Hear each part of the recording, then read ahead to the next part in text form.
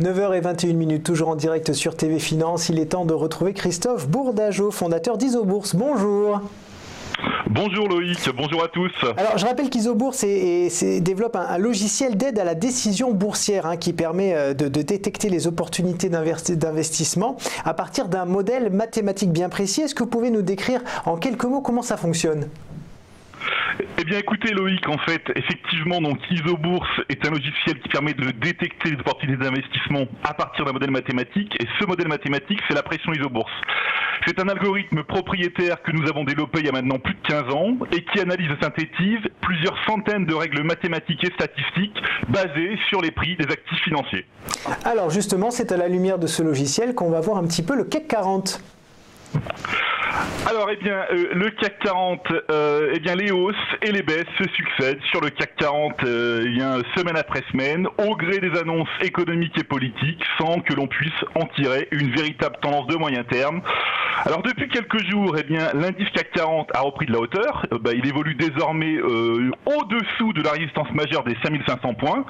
Mais malgré cela, il faut continuer à privilégier la prudence. Pourquoi ? Parce que les courbes mensuelles de pression Isobourse, donc notre indicateur, est toujours mal orienté. Donc on le voit sur le graphique depuis le printemps 2018. Alors qu'est-ce que ça signifie mal orienté ? Eh bien écoutez, mal orienté, ça veut dire simplement que énormément de valeurs qui composent le CAC 40, justement, sont elles-mêmes mal orientées. Ça veut dire qu'en gros, elles n'ont pas soit de tendance, ou soit elles sont dans des tendances baissières. Donc ce qui signifie qu'il faut être extrêmement prudent, extrêmement sélectif, et savoir composer son portefeuille avec un bon stock picking. Ouais, et pourtant, ces dernières semaines, il y avait une très belle embellie du CAC, donc on peut se dire que ça peut durer. Vous nous dites que non.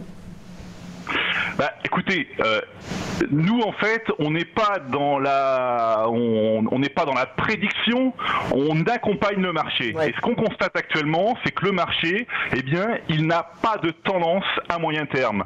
Effectivement, si on regarde plus loin à long terme, le marché parisien demeure haussier à long terme, mais à moyen terme, on voit bien que à partir de notre indicateur, il n'y a pas de tendance qui se décide. Et quand il n'y a pas de tendance qui se dessine, on voit que les marchés se cherchent en permanence, et c'est pour ça que, je le répète, il faut être extrêmement sélectif. D'ailleurs, l'analyse du consensus Isobourse, donc basé sur notre modèle mathématique, montre actuellement que 3/4 des valeurs de l'indice CAC 40 sont justement mal orientées à moyen terme.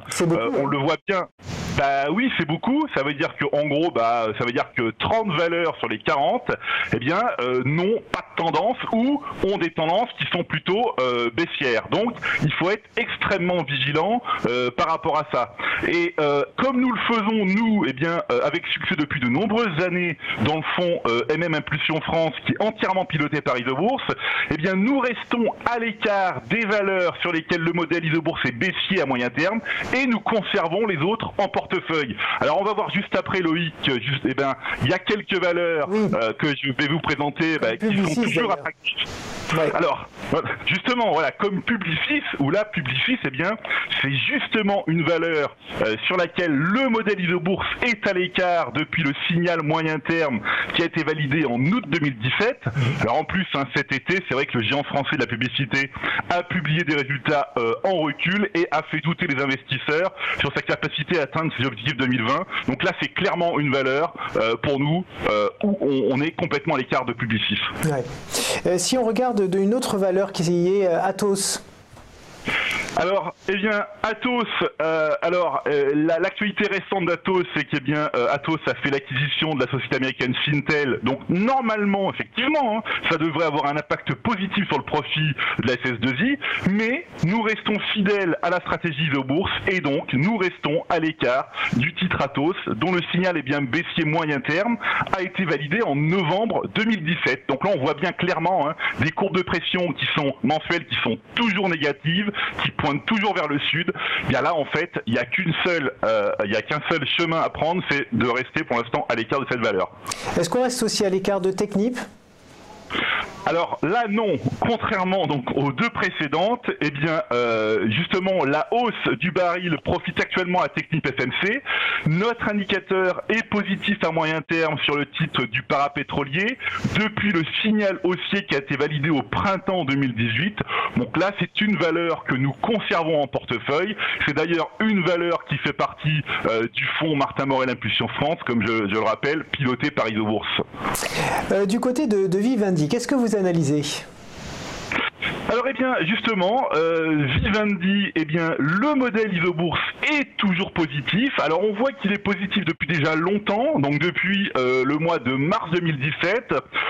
On voit que récemment, donc notamment dans l'été 2018, eh bien les courbes se sont rapprochées, elles ne se sont pas croisées et elles sont actuellement à nouveau en train de s'écarter. Donc nous conservons Vivendi et justement c'est une valeur que on pourrait aujourd'hui rentrer en portefeuille au regard de cette configuration de courbes qui sont en train de s'écarter.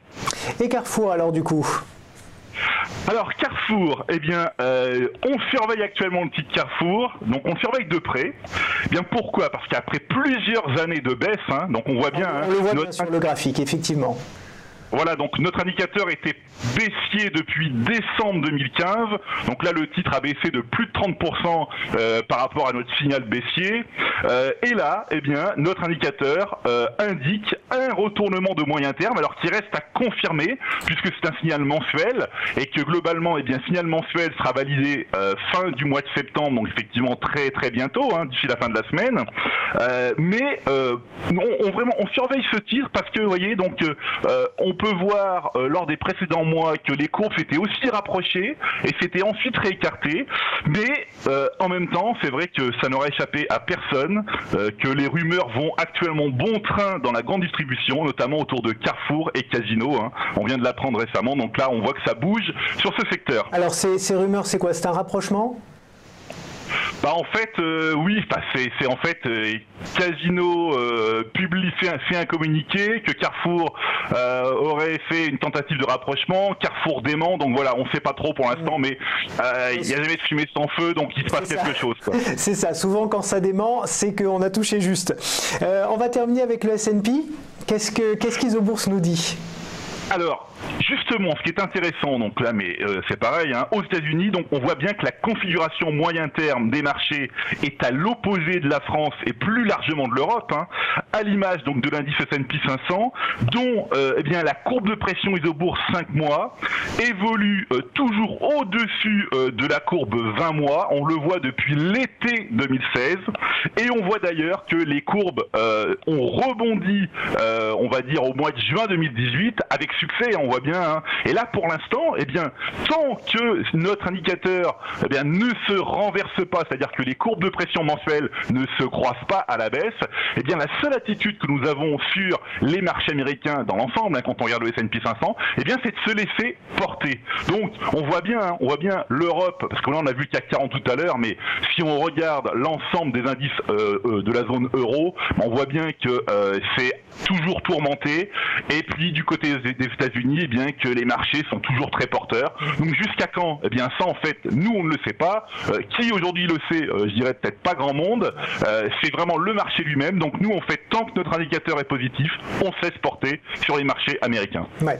En tout cas, pour conclure, notamment sur le CAC 40, c'est prudence, prudence, prudence. C'est ça, c'est prudence, mais prudence ne veut pas dire qu'il faut se tenir à l'écart de toutes les valeurs. C'est pas frilosité. Prudence n'est pas frilosité. Exactement. Ça veut dire qu'en gros, bah voilà, les valeurs qui sont vraiment malmenées, qui ont des mauvaises tendances de moyen terme, eh bien, on reste à l'écart. Et puis, quant aux autres valeurs qui plus attractives, plus intéressantes, eh bien, on les garde en portefeuille. Eh bien, comme on l'a dit, hein, à l'image de Technip, à l'image de Vivendi, on pourrait aussi citer, eh bien, Sanofi, Safran. Il y a d'autres valeurs comme ça. Et c'est vrai que, pour le reste, il faut vraiment se tenir prudent et à l'écart pour l'instant. Merci beaucoup, Christophe Bourdageaud, d'avoir été avec nous ce matin. Je rappelle que vous êtes fondateur et dirigeant d'Isobourse.